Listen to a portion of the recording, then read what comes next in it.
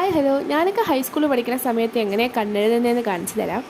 Most of the girls ഇങ്ങനെയായിരിക്കും കണ്ണെഴുതുന്നത്. കാരണം ആ ടൈമിൽ ട്രെൻഡ് ഇതായിരുന്നു.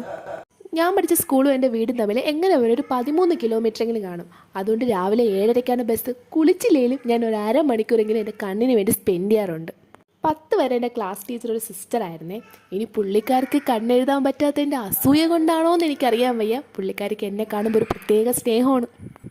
പലവട്ടം എന്നെ വാൺ ചെയ്തിട്ടുണ്ട്, കണ്ണ് എഴുതരുത്, കണ്ണ് തുടച്ച് കള എന്നൊക്കെ. ഞാനതൊന്നും മൈൻഡ് ആക്കിയിട്ടില്ല.